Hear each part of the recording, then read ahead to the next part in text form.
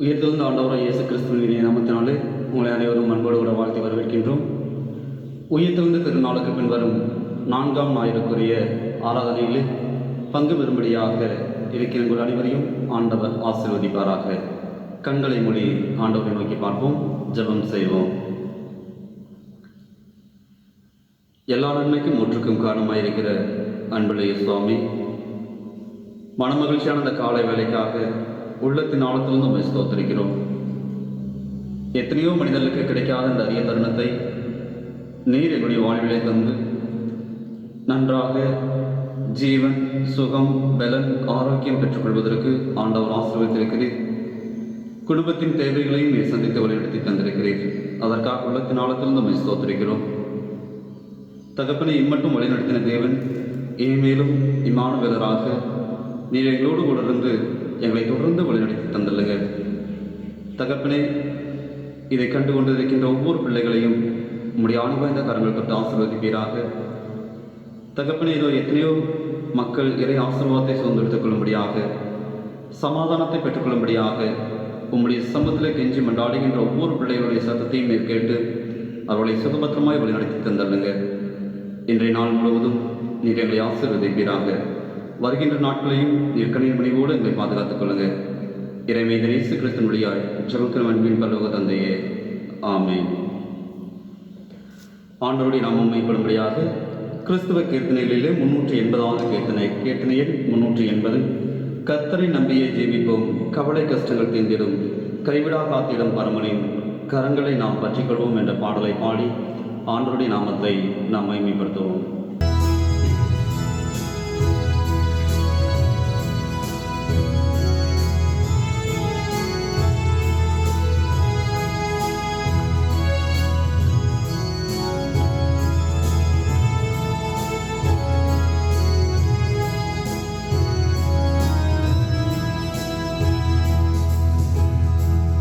கர்த்தரை நம்பியே ஜீவிப்போம், கவலை கஷ்டங்கள் தீர்ந்திடும், கைவிடா காத்திடும் பரமனின் கரங்களை நாம் பற்றிக் கொள்வோம். கைவிடா காத்திடும் பரமனின் கரங்களை நாம் பற்றிக் கொள்வோம். ஜீவதேவன் பின் செல்லுவோம், ஜீவ ஒளிதனை கண்டடைவோம். ஜீவதேவன் பின் செல்லுவோம், ஜீவ ஒளிதனை கண்டடைவோம். மனதின் காரிருள் நீங்கிடவே மாசமாதானம் தங்கும். மனதின் காரிருள் நீங்கிடவே மாசமாதானம் தங்கும். கர்த்தரை நம்பியே ஜீவிப்போம், கவலை கஷ்டங்கள் தீர்ந்திடும், கைவிடா காத்திடும் பரமனின் கரங்களை நாம் பற்றிக் கொள்வோம். உள்ளமதின் பாரங்களை ஊக்கமாய் கர்த்தரிடம் சொல்லுவோம். உள்ளமதின் பாரங்களை ஊக்கமாய் கர்த்தரிடம் சொல்லுவோம். இக்கட்டு நேரத்தில் கூப்பிடுவோம், இயேசு வந்தாதரிப்பார். இக்கட்டு நேரத்தில் கூப்பிடுவோம், இயேசு வந்தாதரிப்பார். கர்த்தரை நம்பியே ஜீவிப்போம், கவலை கஷ்டங்கள் தீர்ந்திடும், கைவிடா காத்திடும் பரமனின் கரங்களை நாம்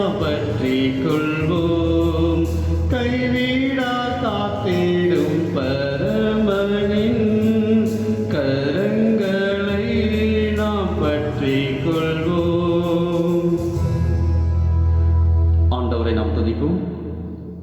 இதோ ராக்காங்களில் கர்த்தருடைய ஆலயத்தில் இருக்கும் கர்த்தரின் ஊழியக்காரரே, நீங்கள் எல்லோரும் கர்த்தரை ஸ்தோத்திரியுங்கள். உங்கள் கைகளை பரிசுத்த ஸ்தலத்திற்கு நேராக எடுத்து கர்த்தரை ஸ்தோத்திரியுங்கள்.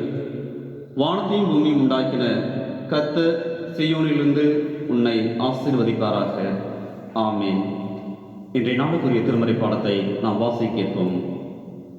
பரிசுத்த ஓய்வு நாளுக்கென்று வாசிக்கும்படியாக தெரிந்து கொள்ளப்பட்ட வேத பாடம் யாத்ராகமம் 14ஆம் அதிகாரம் வசனங்கள் 10 முதல் 17 வரை. பார்வோன் சமீபித்து வருகிற போது இஸ்ரவேல் புத்திரர் தங்கள் கண்களை ஏறெடுத்து பார்த்து எகிப்தியர் தங்களுக்கு பின்னே வருகிறதைக் கண்டு மிகவும் பயந்தார்கள். அப்பொழுது இஸ்ரவேல் புத்திரர் கர்த்தரை நோக்கி கூப்பிட்டு, அன்றியும் அவர்கள் மோசேயை நோக்கி, எகிப்திலே பிரேத குழிகள் இல்லை என்றா வனாந்தரத்திலே சாகும்படிக்கு எங்களை கொண்டு வந்தீர்? நீர் எங்களை எகிப்திலிருந்து புறப்பட பண்ணினதனால் எங்களுக்கு இப்படி செய்தது என்ன? நாங்கள் எகிப்திலே இருக்கும்போது நாங்கள் எகிப்தியருக்கு வேலை செய்ய எங்களை சும்மா விட்டுவிடும் என்று சொன்னோம் அல்லவா? நாங்கள் வனாந்தரத்திலே சாகிறதை பார்க்கிலும் எகிப்தியருக்கு வேலை செய்கிறது எங்களுக்கு நலமாய் இருக்குமே என்றார்கள். அப்பொழுது மோசே ஜனங்களை நோக்கி, பயப்படாதிருங்கள், நீங்கள் நின்று கொண்டு இன்றைக்கு கர்த்தர் உங்களுக்கு செய்யும் இரட்சிப்பை பாருங்கள். இன்றைக்கு நீங்கள் காண்கிற எகிப்தியரை இனி என்றைக்கும் காண மாட்டீர்கள். கர்த்தர் உங்களுக்காக யுத்தம் பண்ணுவார், நீங்கள் சும்மா இருப்பீர்கள் என்றான். அப்பொழுது கர்த்தர் மோசேயை நோக்கி, நீ என்னிடத்தில் முறையிடுகிறது என்ன? புறப்பட்டு போங்கள் என்று இஸ்ரவேல் புத்திரருக்கு சொல்லு. நீ உன் கோலை ஓங்கி உன் கையை சமுத்திரத்தின் மேல் நீட்டி சமுத்திரத்தை பிளந்துவிடு. அப்பொழுது இஸ்ரவேல் புத்திரர் சமுத்திரத்தின் நடுவாக வெட்டாந்தரையிலே நடந்து போவார்கள். எகிப்தியர் உங்களை பின்தொடர்ந்து வரும்படி நான் அவர்கள் இருதயத்தை கடினப்படுத்தி பார்வோனாலும் அவன் ரதங்கள் குதிரை வீரர் முதலாகிய அவனுடைய எல்லா இராணுவத்தாலும் மகிமைப்படுவேன் என்றார்கள். வாசிக்கும்படியாக தெரிந்து கொள்ளப்பட்ட வேத பாடம் வாசித்து முடிந்தாயிற்று. தேவனே உமக்கே மகிமை உண்டாதாக. அன்பானவர்களே, இறை வார்த்தையை தியானிக்குவதற்கு முன்பாக நம்முடைய பாவங்களை நாம் அறிக்கையிட்டு இறை சத்தத்தை கேட்பதற்கு நம்மை நாம் ஒருமுகப்படுத்துவோம். நாம் கண்களை மூடி ஆண்டவரை நோக்கி பார்ப்போம், ஜெபம் செய்வோம். தீய மனதை மாற்ற வாரும் தூய ஆவியே, கணநேய மேவியே, கணநேய மேவியே, கணநேய மேவியே, கணநேய மேவியே. தீமை செய்ய நாடுகின்றன் தீருக்கு நெஞ்சமே, மருள் தீர்க்கும் தஞ்சமே, மருள் தீர்க்கும் தஞ்சமே, மருள் தீர்க்கும் தஞ்சமே, மருள் தீர்க்கும் தஞ்சமே. பரத்தை நோக்க மனமற்றேனி படவினானையா, ஒரு பாவினானையா, ஒரு பாவினானையா, ஒரு பாவினானையா, ஒரு பாவினானையா. ஜெபத்தின் தாகம் அகத்தியலூரை ஜெபித்து போற்றவே, மிக சிறப்பாயேற்றவே, மிக சிறப்பாயேற்றவே, மிக சிறப்பாயேற்றவே, மிக சிறப்பாயேற்றவே. அன்புடைய சுவாமி, தீய மனதோடு வாழ்ந்து கொண்டிருக்கிற எங்களை பரிசுத்தப்படுத்தும்படியாக கல்வாரியிலே உங்களுடைய திரு ரத்தத்தை சிந்தி நீர் எங்களை மீட்டதற்காக உள்ளத்தின் ஆழத்தில் நம்ம ஸ்தோத்திரிக்கின்றோம். தகப்பின் இந்த நாளிலும் நாங்கள் வாசிக்கிட்ட இந்த திருமறை பாடத்தை தியானிக்கும்படியாக உம்முடைய சத்தத்தை நாங்கள் புரிந்து கொள்ளும்படியாக நீர் தந்திருக்கின்ற ரகசியங்களை நாங்கள் புரிந்து கொண்டு எங்களுடைய வாழ்விலே வாழ்ந்து காட்ட உம்முடைய பேரர்களை எங்களுக்கு நீர் தந்து பலப்படுத்தி அருளுங்க.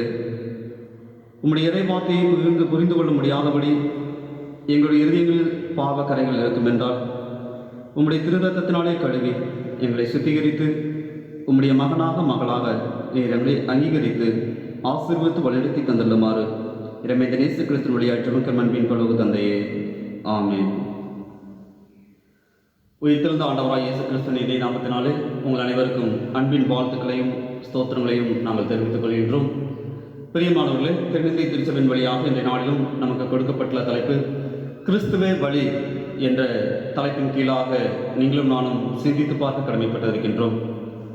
நாம் வாசிக்கிட்ட திருமறை பாடத்திலே ஏறத்தாழ யோசேப்பை அறியாத ராஜா பார்வோன் எழும்பும் பொழுது அநேக இஸ்ரவேல் பிள்ளைகள் அடிமைத்தன வாழ்விலே வாழ்கின்ற அந்த சூழ்நிலை, அந்த நிலையில்தான் ஆண்டவர் மோசேயின் வழியாக இஸ்ரவேல் பிள்ளைகளை எகிப்து தேசத்திலிருந்து கானான் தேசத்திற்கு அழைத்து போகும்படியாக வாக்குத்தத்தத்தை தருகின்றார். அவர் சொல்லுகின்ற ஒரே ஒரு வார்த்தை, நீங்கள் புறப்பட்டு போங்கள், என்னை ஆராதியுங்கள் என்று சொல்லுகின்றார். அப்பொழுது அடிமைத்தன வாழ்விலே இருந்து அநேக துன்பங்களிலே வாழ்ந்து கொண்டிருக்கின்ற அந்த பிள்ளைகள் ஆண்டவருடைய ஊழியக்காரனுடைய மோசேயின் வார்த்தையை கீழ்ப்படிந்தவர்களாக ஏறத்தாழ 7 லட்சம் ஆண்களுடைய மற்ற உறவின் பிள்ளைகளோடு ஒரு கூட்ட ஜனம் புறப்பட்டு போகின்றது. அந்த புறப்பட்டு வருகின்ற ஜனங்கள் இடையிலே சிவந்த சமுத்திரத்தை காணும் பொழுது, ஆண்டவருடைய சத்தத்தை கேட்டு நாங்கள் புறப்பட்டு வரும் பொழுது சிவந்த சமுத்திரம் இடையிலே நின்று கொண்டு இருக்கின்றது.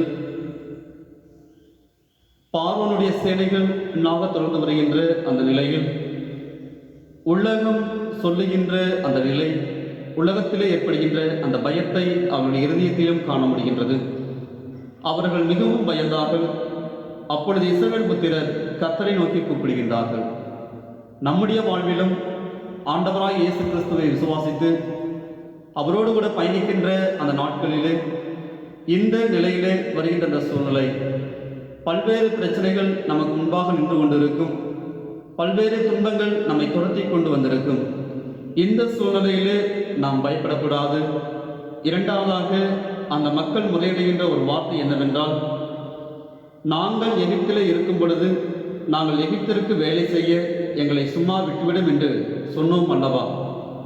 நாங்கள் வாழ்கின்ற அந்த பாவ வாழ்க்கையிலேயே நாங்கள் வாழ்ந்து கொண்டிருக்கின்றோம். புதிதான மனமாற்றம் எங்களுக்கு தேவையில்லை என்று நாங்கள் சொன்னோம் அல்லவா? ஆனாலும் நீர் எங்களை அழைத்து வந்தது இந்த வனாந்தரத்திலே சாகிறதை பார்க்கிலும் எகிப்திற்கு நாங்கள் வேலை செய்வது எங்களுக்கு நலமாய் இருக்குமே.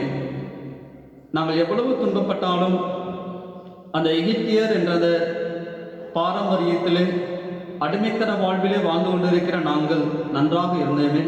ஆனாலும் உம்முடைய வார்த்தையை நம்பி நாங்கள் வரும் பொழுது எங்களுக்கு ஏற்படுகின்ற இடர்பாடுகள் அநேகம், துன்பங்கள் அநேகம் என்று அவர்கள் கூக்குள் இடுகின்ற அந்த அரிய தருணத்தில் மோசே அந்த ஜனங்களை பார்த்து சொல்லுகின்றார், பயப்படாதிருங்கள், நீங்கள் நின்று கொண்டு இன்றைக்கு கர்த்தர் உங்களுக்கு செய்யும் ரட்சிப்பை பாருங்கள். இன்றைக்கு நீங்கள் காண்கின்ற எகிப்தியரை இனி என்றென்றைக்கும் காண மாட்டீர்கள். கர்த்தர் உங்களுக்காக யுத்தம் பண்ணுவார், நீங்கள் சும்மா இருப்பீர்கள் என்றார். எனக்கு அன்பான தேவஜனமே, கிறிஸ்துவை நம்பி எந்த ஒரு மனிதர்கள் வந்தாலும் இந்த திருமறை பாடத்தின் வழியாக பார்க்கும் பொழுது அவர் இஸ்ரவேல் பிள்ளைகளை மாத்திரமல்ல, இஸ்ரவேல் பிள்ளைகளோடு மற்ற இன மக்களும் இணைந்துதான் ஆண்டவருடைய வார்த்தையை கீழ்ப்படிந்து வருகின்றார்கள். நீங்களும் நானும் ஆண்டவருடைய வார்த்தையை கீழ்ப்படிந்து அந்த சத்தத்தை கேட்கின்ற வழியிலே நீங்களும் நானும் கடந்து வரும் பொழுது ஆண்டவர் நமக்காக யுத்தம் பண்ணுகின்றார்.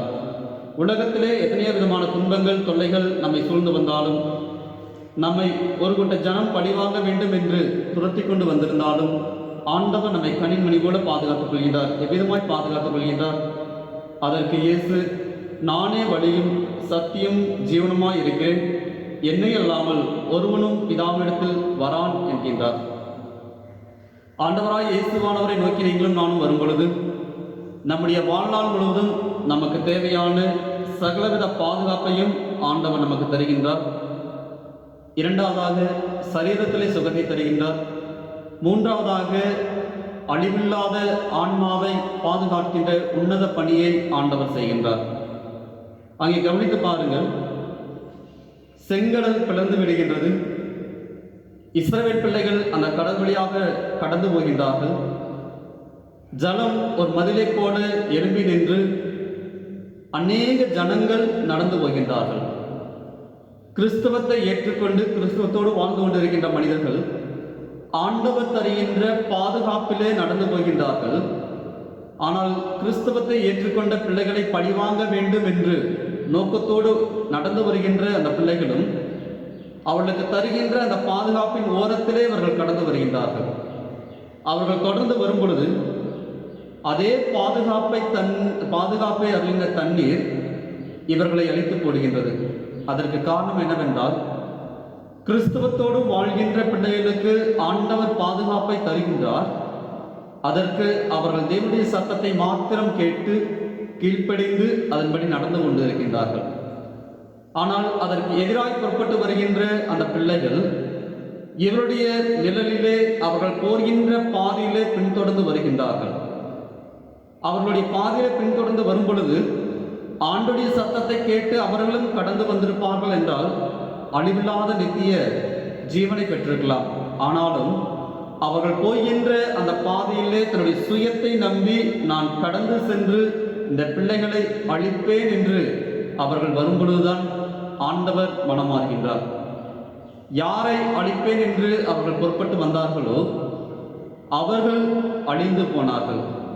ஆனால் அழிக்க வேண்டும் என்று நினைத்து வந்தவர்கள் அழிந்து போனார்கள். அழிக்கப்பட வேண்டியவர்கள் பாதுகாக்கப்படுகின்றார்கள்.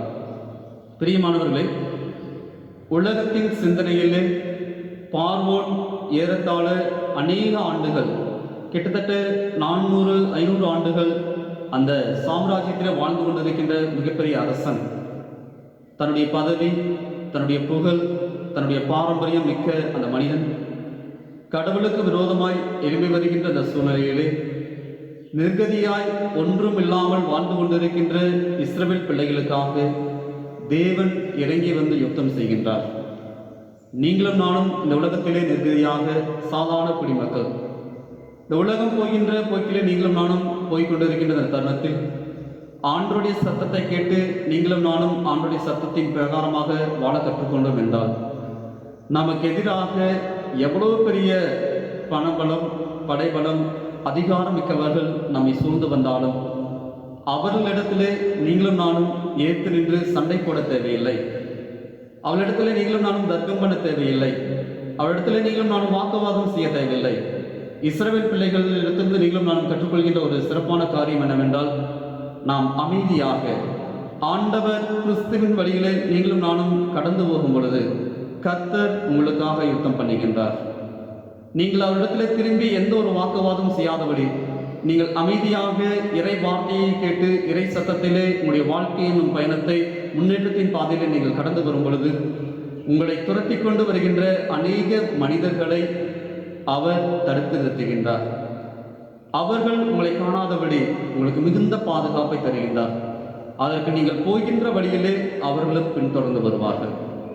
அவர்களை பின்னிட்டு பாராதபடி கர்த்தரை மாத்திரம் பார்த்து நீங்கள் முன்னேறி செல்லுங்கள்.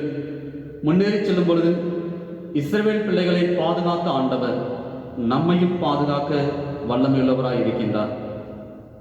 இதோ சிவந்த சமுத்திரம் முன்பாக நின்று கொண்டிருந்தாலும், அழிவில்லாத வாழ்ந்து கொண்டிருந்தாலும், எத்தனையோ நிலைகளிலே அந்த தண்ணீரில் நாங்கள் மூழ்கி அமிழ்ந்து போவோமே என்று ஏங்கிக் கொண்டிருக்கின்ற அந்த பிள்ளைகளுக்கு அந்த தண்ணீரை வைத்தே ஒரு பாதுகாப்பை தந்து மிகப்பெரிய ஆசீர்வாதத்தை அந்த பிள்ளைகள் காணும்படியாக தந்திருக்கிறார் என்றால் அவர்கள் செய்த ஒரே காரியம் ஆண்டவருடைய சத்தத்தை மாத்திரம் கேட்டு அந்த சத்தத்திற்கு மாத்திரம் கீழ்ப்படிந்து நடந்தார்கள். நீங்களும் நானும் இறைவார்த்தை என்னும் தூய வேதாங்கத்தை கையில் வைத்திருக்கின்றோம்.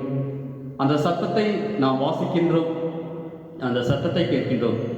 அதன் வழியிலே நீங்களும் நானும் கடந்து போகும் பொழுது உலகத்தின் மக்கள் எவ்வளவு பெரிய எதிர்ப்பை தந்தாலும் ஆண்டவர் நம்மை கனிமணிவோடு பாதுகாக்கின்றார். அந்த வசனம் இவ்விதமாய் சொல்கின்றது, கர்த்தர் உங்களுக்காக யுத்தம் பண்ணுவார், நீங்கள் சும்மா இருப்பீர்கள். ஆண்டுடைய சத்தத்தை மாத்திரம் கேட்டு இறை வார்த்தையிலே நானே வழியும் சத்தியம் ஜீவனமாய் இருக்கிறேன் என்று கூறின இயேசுவானவருக்கு பின்பாக நீங்கள் கடந்து வரும் பொழுது இயேசுவானவர் உங்களையும் உங்களுடைய குடும்பத்தின் பிள்ளைகளையும் உங்களுடைய உறவின் பிள்ளைகளையும் உங்களுடைய நண்பர்களையும் உங்களை சுற்றி இருக்கிற யாவரையும் ஒரு பாதுகாப்பை தருகின்றார். இஸ்ரவேல் பிள்ளைகளோடு மற்ற புறையின மக்களும் வரும் பொழுது அவர்களையும் பாதுகாத்தார். ஆனால் இஸ்ரவேல் பிள்ளைகளை அழிப்பேன் என்று தொடர்ந்து வந்து கொண்ட பிள்ளைகளை மாத்திரம் ஆண்டவர் அளிக்கின்றார். அவர் அளிக்கின்ற கடவுள் அல்ல. இஸ்ரவேல் பிள்ளைகளுக்கு எதிராக வருகின்ற பிள்ளைகளை மாத்திரம் அவர் தடுத்து நிறுத்துகின்ற கடவுளாக அங்கே காட்சியளிக்கின்றார். பிரியமானவர்களே, நீங்களும் நானும் கிறிஸ்துவின் வழியிலே நடக்க முயற்சி செய்வோம். அவரை மாத்திரம் பின்பற்றுவோம். அவரை பின்பற்றி வரும் பொழுது நமக்கு எதிராக எவ்வளோ மனிதர்கள் கடந்து வந்தாலும் அவளை கண்டு நீங்கள் பயப்படாதபடி ஆண்டவர் உங்களோடு கூட இருக்கின்றார். இன்றைக்கு நீங்கள் காண்கின்ற எகிப்தியரை இனி என்றைக்கும் காண மாட்டீர்கள். அதற்கு உண்மையான ஈடுபாடு என்னவென்றால், நானே வழியும் சத்தியம் ஜீவனமாய் இருக்கிறேன் என்று இயேசுவானவர் கூறுவது போல அவருடைய வழியிலே உண்மையாக அவரை நீங்கள் நடந்து வரும் பொழுது அழிவில்லாத நித்திய ஜீவனை நீங்களும் நானும் பரலோகத்திலே காண முடியும். கர்த்தர் உங்களையும் நம்மையும் ஆசீர்வதித்து பாதுகாத்தல் வாராக. இறை வார்த்தையை கேட்டு நாம் கண்களை மூடி ஆண்டவர் நோக்கி பார்ப்போம். ஜெபம் செய்வோம். இரக்கத்தில் ஐஸ்வரன் அன்பின் பரலோக தந்தையே, அன்புள்ள சுவாமி, இது அந்த நேரத்திற்காக உள்ளத்தின் ஆழத்தில் நம்மை ஸ்தோத்திரிக்கின்றோம். இந்த உலகத்தில் ஏற்படுகின்ற அநேக துன்பத்தின் மத்தியிலும் ஆண்டவர் எங்களை கனிமணி போல பாதுகாத்து வருகின்றேன். உம்முடைய சத்திய வார்த்தையை கேட்டு அனுதினமும் அதன்படி நாங்கள் நடந்து வருகின்ற இந்த நாட்களிலும் ஆண்டவர் எங்களை அளவில்லாத கிருபையினாலே மூடி மறைத்து எங்களை ஆசீர்வதித்திருக்கு. அதற்காக உள்ளத்தின் ஆழத்தில் நம்மை ஸ்தோத்திரிக்கிறோம். தகப்பனே, இஸ்ரவேல் பிள்ளைகள் உம்முடைய சத்தத்தை மாத்திரம் கேட்டு அவர்கள் உம்முடைய வழியை பின்தொடர்ந்து வரும் பொழுது அவர்களுக்கு பிற்பாக துறைத்து வருகின்ற அநேக துன்பங்களை கண்டு அவர்கள் பயந்திருந்தாலும் தகப்பனை பயப்படாதவர்கள் என்று சொன்ன அன்பின் ஆண்டவர் தாமே அவளை கனிமணிவோடு பாதுகாத்து வந்த இதுபோல எங்களுடைய வாழ்விலும் தகப்பனே, இது அடிமைத்தன வாழ்விலிருந்து மீட்டெடுக்கப்பட்டிருக்கிற நாங்கள், பாவ வாழ்க்கையிலிருந்து மீட்டெடுக்கப்பட்டிருக்கிற நாங்கள் மீண்டுமாக இந்த உலகத்துக்குள்ளாக நாங்கள் கடந்து வருகின்ற இந்த வேளையிலே நாங்கள் விட்டு சென்று வந்த அநேக தீய காரியங்களை தகப்பனே, அடிமைத்தன வாழ்விலே ஒவ்வொரு நாளும் என்னுடைய வாழ்விலே எடுத்துக்காட்டி நீர் இந்த விதமாய் வாழ்ந்தவன் என்று சொல்ல அவர்கள் சொல்லும் பொழுது மீண்டுமாக நாங்கள் அந்த பழைய வாழ்க்கைக்கு சென்று விடாதபடி புதிய வாழ்க்கையில நாங்கள் கடந்து வர ஆண்டுடைய அனுக்கிரகம் எங்களோடு கூட இருந்து பாதுகாத்துக் கொள்ளும். நீர் எங்களை தொடர்ந்து வழிநடத்தி தந்துடுங்க. விசேஷமாக உலகம் முழுவதும் பாதிப்புக்குள்ளாகப்பட்டிருக்கின்ற இந்த நாட்களிலும் ஆண்டவராய் இயேசுவானவர் தகப்பனை உண்மை நம்பி இருக்கின்ற எல்லா பிள்ளைகளுக்கும் நல்ல ஒரு பாதுகாப்பை தந்து, சரீர சுகத்தை தந்து, பொருளாதாரத்தை தந்து, உணவு ஆகாரத்தை தந்து ஆசீர்வதித்திருக்கிறேன். அதற்காக உள்ளத்தின் ஆழத்தில் நம்ம ஸ்தோத்திரிக்கிறோம். தகப்பனே, எங்களோடு கூட பயணிக்கின்ற பூர்வீன மக்களை உடைய கரங்களில் ஒப்புக்கொண்டு ஜெபிக்கிறேன். அந்த பிள்ளைகளையும் ஆண்டவர் கனிமணி கூட பாதுகாத்துக் கொள்ளுங்க. தகப்பனே, மீண்டுமாக இயல்பு வாழ்க்கைக்கு நாங்கள் திரும்புவதற்கு தேவையான சூழ்நிலைகளை இந்த உலகத்திலே நீர் தாருங்க. நீர் எங்களுக்காக யுத்தம் பண்ணுங்க. தகப்பனே, இதோ எங்களுக்கு தெரியாமல் தகப்பனை பரவிக்கொண்டு இருக்கின்ற வைரஸை நீர் கடிந்து கொள்ளுங்க. அந்த சங்கார தோரணை நீர் அழித்து போடுங்க. இயல்பான வாழ்க்கையிலே உம்மை ஆராதிக்கவும் உம்மை நாங்கள் தொழுது கொள்ளவும் உம்முடைய கிறிஸ்துவின் வழியிலே நாங்கள் பின்பற்றி நடக்கவும் நீர் எங்களுக்கு அனுக்கிரகம் பாராட்டியலுங்க. இன்று கண்ட எகிப்தினை இனிமேல் நாங்கள் காணாதபடி, எங்களுக்கு விரோதமாய் இந்த உலகம் முழுவதும் இருக்கின்ற அந்த வைரஸை நாங்கள் காணாதபடி ஆண்டவர் எங்களை பாதுகாத்து உம்முடைய இரத்த கோட்டைக்குள்ளாக எங்களை மறைத்து எங்களை வழிநடத்தி தந்துடுங்க. எல்லா சூழ்நிலைகளிலும் நீர் தாமே போதுமானவராக இருங்க. ஆசீர்வதிங்க. நானே வழியும் சத்தியம் ஜீவனமாக இருக்கிறேன் அன்புள்ள சுவாமி. அழிவில்லாத ஆன்மாவே, நீர் எங்களை அழிவிலிருந்து மீட்டெடுத்து எங்களை பாதுகாத்து வந்த அளவில்லாத கிருபைக்காக ஸ்தோத்திரிக்கின்றோம். தொடர்ந்து வழிநடத்தி தந்துடுங்க. இறைமைந்த இயேசு கிறிஸ்துவினுடையாய் ஜெபிக்க அன்பின் பரலோக தந்தையே, ஆமென். நம்முடைய ஆண்டவராய் இயேசு கிறிஸ்துவினுடைய கிருபையும் பிதாவாகிய தேவனுடைய அன்பும் தூய ஆவியானவருடைய வழிகாட்டும் அரவணைப்பும் நம் அனைவரோடும் கூர்ந்து பாதுகாத்தல்வாராக. ஆமென்.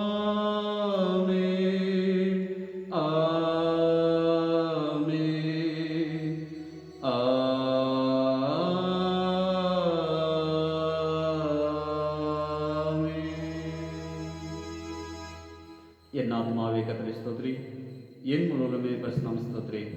என் ஆத்மாவே கர்த்தரை ஸ்தோத்திரி, கர்த்தர் செய்த சகல நன்மைகளையும் மறவாதே.